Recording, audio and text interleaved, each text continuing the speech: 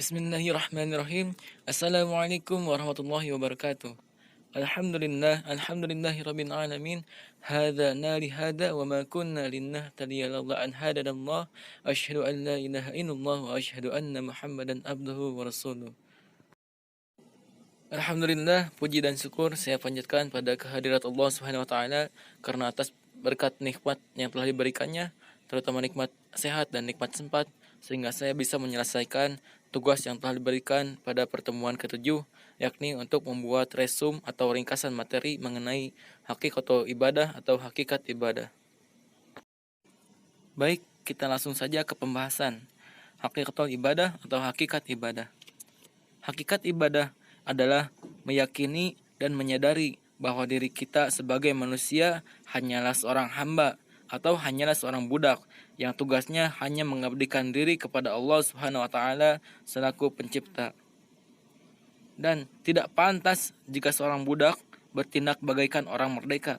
Sudah selayaknya kita seorang budak, seorang hamba hanya bertindak atau melakukan sesuatu sesuai dengan instruksi atasan atau instruksi pemilik budak. Dan siapakah pemilik kita? Siapakah pencipta kita? Dan pemilik kita adalah Allah Subhanahu wa taala. Maka dari itu, sudah selayaknya, sudah semestinya kita melakukan sesuatu hanya sesuai dengan apa yang telah Allah Subhanahu wa taala instruksikan.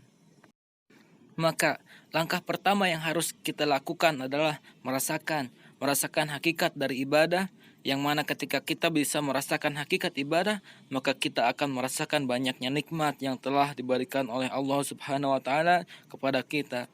Kemudian setelah merasakan hakikat ibadah, kita harus bisa merasakan keagungan Allah, merasakan kemahabesaran Allah melalui segala ciptaannya yang ada di alam semesta ini. Kemudian ketika kita sudah bisa merasakan segala kebesaran dan keagungan Allah Subhanahu wa taala, merasakan segala kenikmatan yang telah diberikan oleh Allah Subhanahu wa taala, maka akan menghasilkan rasa bahwa semua itu dalam rangka ibadah kepada Allah.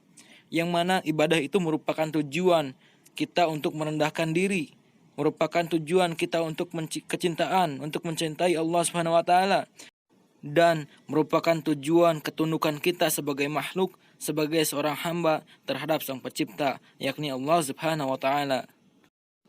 Dan itu semua harus kita lakukan dengan penuh rasa takut akan siksanya, takut tidak mendapatkan ridhonya, dan juga dilakukan dengan penuh rasa harapan atau berharap akan mendapatkan ridhonya dan berharap akan rahmat dan kasih sayangnya.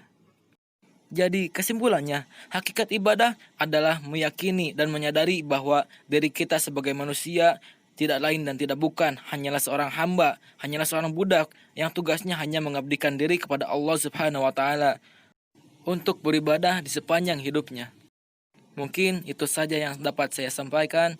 Mohon maaf atas segala kekurangan dan segala kesalahannya apabila dalam penyampaiannya terdapat kata-kata yang kurang berkenan di hati teman-teman semua atau terdapat kata-kata yang tidak sopan, mohon dimaafkan. Sekian, wassalamualaikum warahmatullahi wabarakatuh.